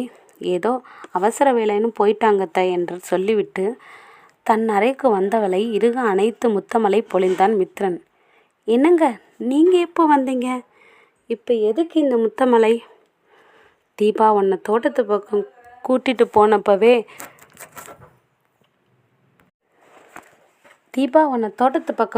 போனப்பவே நான் உன் பின்னாடியே வந்தேன். என் கூடவே அம்மா அப்பா லேகாவும் வந்துட்டாங்க. அது மட்டும் இல்லை, நீங்கள் பேசின எல்லாத்தையும் நாங்கள் கேட்டோம். நீ கோவப்பட்டு நான் பார்த்ததே இல்லையே ஹனி. இன்னைக்கு தீபாவை நீ கன்னத்தில் அடைஞ்சதை எங்கள் எல்லாருக்குமே நம்ப முடியல. அவன் முகத்தை முதல்ல பார்த்ததுமே எனக்கு தெரிஞ்சது எப்படிப்பட்ட பொண்ணுன்னு. சும்மா சும்மா என்கிட்ட வந்து மித்திரன் அப்படி மித்து இப்படின்னு பேசினான். நானும் கண்டுக்கல.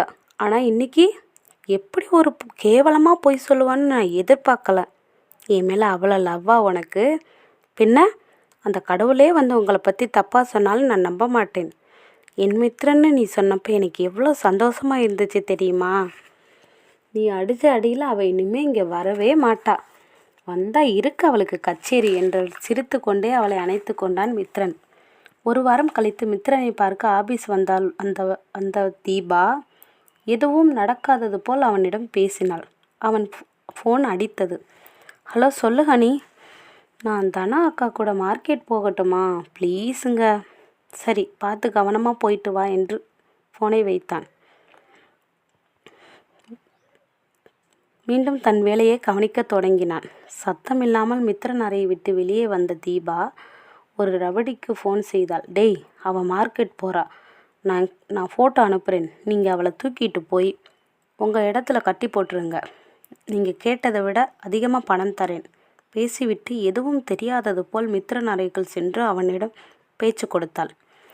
வேலைக்காரம்மாள் தனத்துடன் பேசிக்கொண்டே மார்க்கெட்டுக்கு நடந்து கொண்டிருந்தவள் முன்னால் வந்த காரில் வந்த 5 பேர் திபுதிபுவென இறங்கி வந்து அவளை வலுக்கட்டாயமாக காரில் ஏற்றினர்.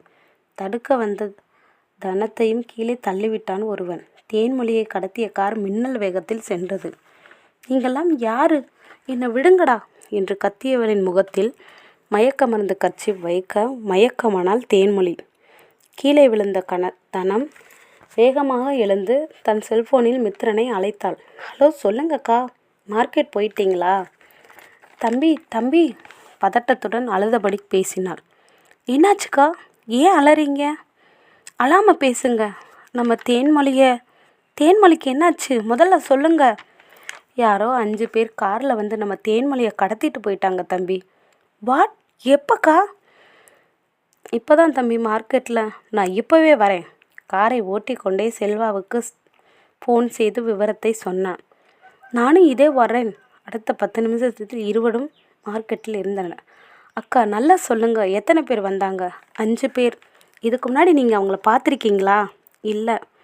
கமிஷனருக்கு ஃபோன் செய்தான். சொல்லு மித்ரா, என்ன விஷயம்? திடீர்னு ஃபோன் பண்ணியிருக்க? கமிஷனரின் மகனும் மித்ரனும் ஒன்றாக ஃபாரினில் படித்தவர்கள். முக்கியமான விஷயம் அங்கிள். என் ஒய்ஃபை யாரை கிட்னாப் பண்ணிட்டாங்க. அப்படியா? எங்கே? எப்போ? அரை மணி நேரம் ஆகுது. மார்க்கெட்டில் தான். அடுத்த நொடி போலீஸ் வேட்டையை தொடங்கியது. விஷயம் வீட்டிற்கு தெரிந்து பெற்றோர்களும் தங்கை மிகுந்த கவலைப்பட்டனர். மித்ரனோ தன் உயிரையே தொலைத்ததாய் உணர்ந்தான். அவனை எப்படி சமாதானப்படுத்துவது என தெரியாமல் தவித்தான் செல்வா. தன் அறையில் தனியாக அமர்ந்து கதறி அழுதான். செல்வா, அவள் இல்லாத ஒரு வாழ்க்கையை என்னால் நினச்சி கூட பார்க்க முடியலடா. அவளுக்கு ஏதாவது என்று கேட்டவனை, கவலைப்படாதடா, நம்ம தேன்மொழிக்கு எதுவும் ஆகாது. சீக்கிரமாக நம்ம கண்டுபிடிச்சிடலாம். எதுவும் தெரியாதவள் போல் அவன் அறைக்குள் வந்த தீபா, இப்போ தான் நானும் விஷயம் கேள்விப்பட்டேன். நீ ஃபீல் பண்ணாத மித்து என்றாள். நல்லவள் போல். அவள் பேச்சில் எரிச்சல் பட்டவன், இவளே தேன்மொழியை கடத்தியிருந்தாலும் ஆச்சரியப்படுறதுக்குள்ள என்று மனதில் நினைத்தான் செல்வா. தேன்மொழியை ஒரு வீட்டில் அடைத்து வைத்திருந்தனர். கை கால் கட்டப்பட்டு வாயில் பிளாஸ்டர் ஒட்டப்பட்டிருந்தது. கண் விழித்தாள். நம்மளை யாரோ கடத்தியிருக்காங்க, ஆனால் ஏன்னு தெரியலை, யாருன்னு தெரியலையே என்று நினைத்தவளிடம், இங்கே பாரு, நாங்கள் சொல்கிறபடி அமைதியாக இருக்கணும், இல்லாட்டி உன் புருஷனை கொன்னுடுவோம் என்றான் ஒருவன். வேண்டாம் எனைய தலையாட்டினாள். போலீஸ் சல்லடை போட்டு தேன்மொழியை தேடியது. அவள் கடத்தப்பட்டு 2 நாள் ஆனது. ஆனால் அவளை பற்றி எந்த தகவலும் கிடைக்கவில்லை. என்னங்க, நம்ம மருமகளை பற்றி ஏதாவது தகவல் கிடைச்சதா? இல்லை, இப்போ தான் கமிஷனர்கிட்ட பேசினேன். கடத்தினவங்க வேறு ஸ்டேட் ஆளுங்க மாதிரி தெரிவதால் கண்டுபிடிக்க டைம் ஆகும்னு சொன்னார். நீ ஒன்றும் கவலைப்படாத பார்வதி, நம்ம மருமகளுக்கு ஒன்றும் ஆகாது. லேக்காவும் தாயை கட்டி கொண்டு அழுதாள் தேன்மொழியை நினைத்து. அன்று முழுவதும் அவளை தேடி அலைந்து களைத்து வீட்டிற்கு வந்தவன் சாப்பிடாமல் தாயின் வற்புறுத்ததால் பாலை மட்டும் குடித்துவிட்டு தங்கள் அறைக்கு சென்றான். லாக்கரிலிருந்து தேன்மொழியின் சேலையை எடுத்து பார்த்தான். அதில் அவள் வாசத்தை உணர்ந்தவன் கண்களில் கண்ணீர் வழிந்து கொண்டே இருந்தது. மெத்தையில் அமர்ந்தவன் நினைவுகள் அவர்கள் தேன் நிலவை நினைவூட்டியது. திருமணம் முடிந்து 1 வாரம் ஆனது. ஹனி, நம்ம எங்கே ஹனிமூன் போகலாம், நீ சொல்லு. எனக்கு என்னங்க தெரியும், நீங்களே முடிவு பண்ணுங்க. காஷ்மீர் போகலாமா? போகலாங்க. ஆமாம், எதுக்காக அங்கே போகலாம்னு செலக்ட் பண்ணீங்க? அங்கே குளிர் அதிகம், அதுவும் இந்த டைமில் கிளைமேட் வேறு லெவலாக இருக்கும். பார்க்காத குளிரா? எங்கள் கிராமத்தில் நான் மார்கழி மாதம் 4 மணிக்கே எழுந்து குளித்து பக்கத்தில் இருக்க பிள்ளையார் கோயிலுக்கு தண்ணி எடுத்து சாமி கும்பிடுவேன். என்னை எந்த குளிரும் எதுவும் பண்ணாது என்றால் அசால்ட்டாக. அப்படியா என்று ஆச்சரியப்படுபவன் போல் கேட்டு, காஷ்மீரில் பார்க்கத்தானே போகிறேன் என்று அவளிடம் கேட்டான். மறுநாள் அந்த ஜோடி காஷ்மீரில் இருந்தனர். ஹோட்டலுக்கு காரில் வரும்போதே நடுங்க ஆரம்பித்து விட்டாள் தேன்மொழி. அவளை பார்த்து மௌனமாக சிரித்தான் மித்ரன். ரிசப்ஷனில் சாவி வாங்கி கொண்டு அறை கதவை திறந்ததுதான் தாமதம். அவள் வேகமாக ஓடிச் சென்று பெட்ஷீட்டை எடுத்து போர்த்தி கொண்டாள். நான் பார்க்காத குளிரான்னு கேட்ட, இப்போ இப்படி இழுத்து போத்தியிருக்க? இப்படி ஒரு குளிரை நான் பார்த்ததே இல்லை என்றவன் நடுங்கியபடியே அவள் கூற, அவள் அருகே வந்தவன், முதல்ல போய் குளிச்சுட்டு வா. என்னது, குளிக்கவா? இந்த குளிர்லையா? என்னால் முடியாது, நானே குளிக்க வைக்கிறேன் என்று குளியலறைக்கு தூக்கி சென்று தானும் அவளோடு சேர்ந்து குளித்தான். சோபாவில் அமர்ந்து தலை துவட்டி கொண்டிருந்தவள் மடியில் படுத்தான். ஹனி, சொல்லுங்க. நான் உனக்கு ஹனின்னு செல்லப்பேர் வச்சிருக்கேன். எனக்கு செல்லப்பேர் வைக்கணும்னு உனக்கு தோணலையா? மென்மையாக அவன் தலையை கோதி நெற்றியில் முத்தமிட்டவள்,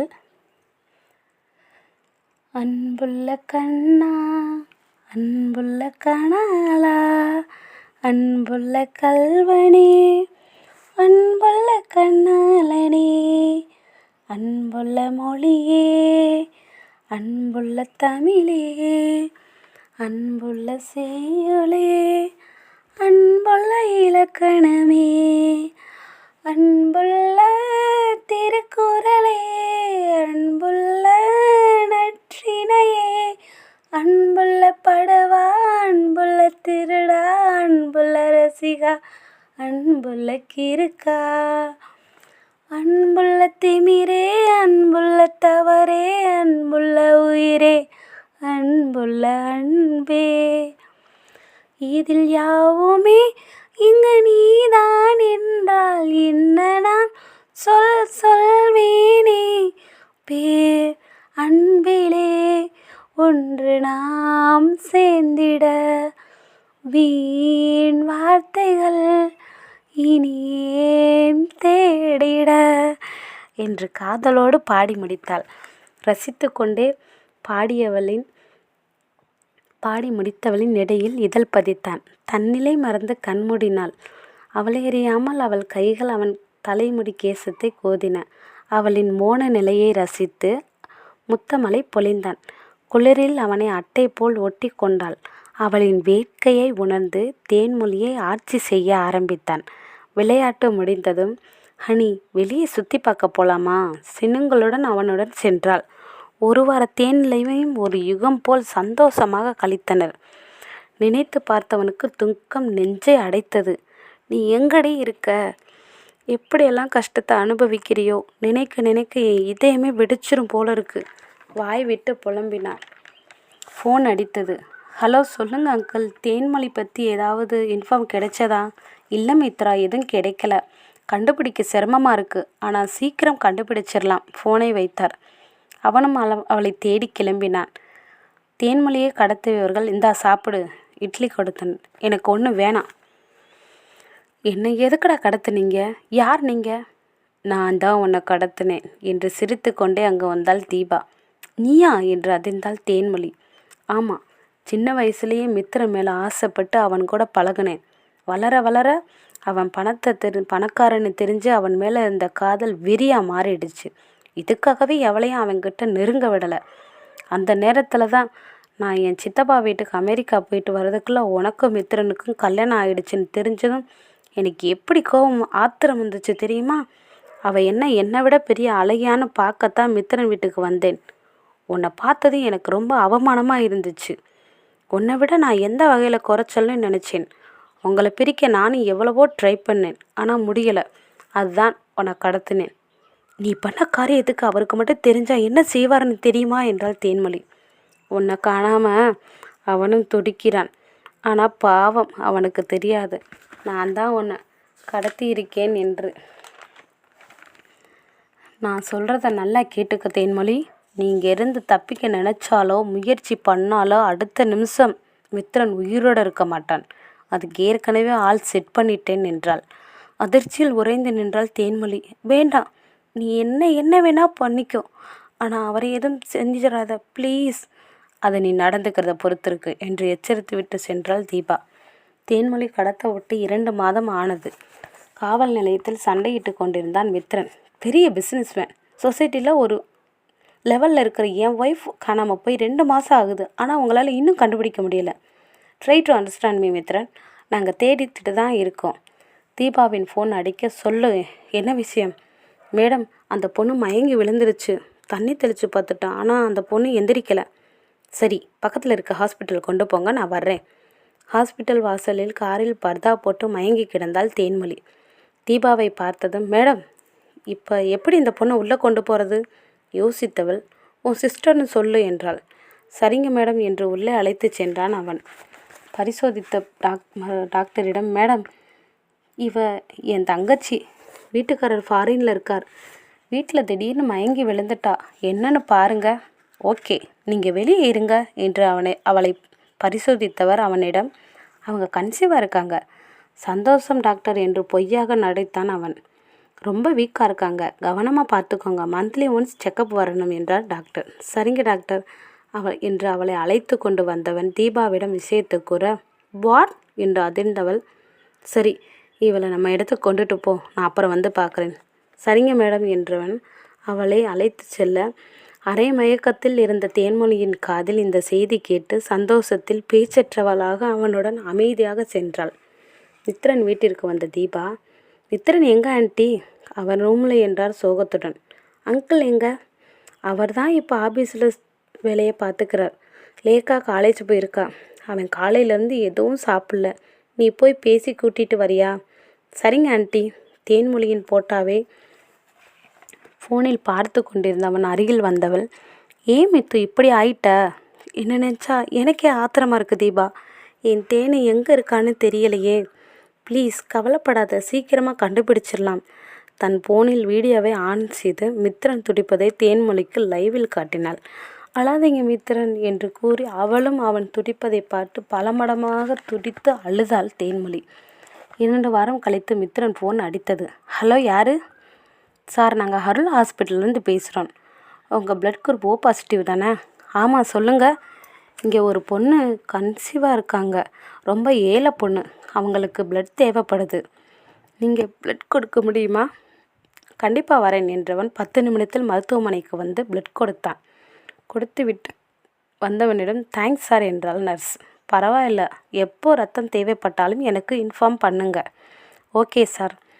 அவன் வெளியேறியதும் பிளட் பேக் எடுத்துக்கொண்டு தேன்மொழியின் அறைக்குள் நுழைந்தாள் அந்த நர்ஸ். ரொம்ப வீக்காக இருந்த தேன்மொழி மயங்கி விழ ஹாஸ்பிட்டலில் சேர்க்கப்பட்ட அவளுக்கான ரத்தம் எங்கும் கிடைக்காததால் ரிசப்ஷன் லிஸ்டில் இருந்த பிளட் டோனரான மித்ரனுக்கு ஃபோன் செய்தாள் நர்ஸ். இப்போது மித்ரனின் ரத்தம் அவளின் உயிருக்குயிரானவளுக்கு ஏற்றப்பட்டது தான் விதி. காரில் ஏறியவன், ஓ ஷெட், ஃபோனை ஹாஸ்பிட்டல் செல்ஃப்லேயே வச்சுட்டு வந்துட்டோமே. மறுபடியும் காரில் இருந்து இறங்கி ஹாஸ்பிட்டல் உள்ளே வந்து அந்த ரூமுக்கு சென்று ஃபோனை எடுத்து கொண்டு திரும்பியில் பக்கத்து அறையில் ஏதோ பேச்சுக்குரல் கேட்டது. அந்த உரையாடலை கேட்க கேட்க அவன் இதயத்தில் இருந்து ரத்தம் வழிந்து கொண்டிருந்தது.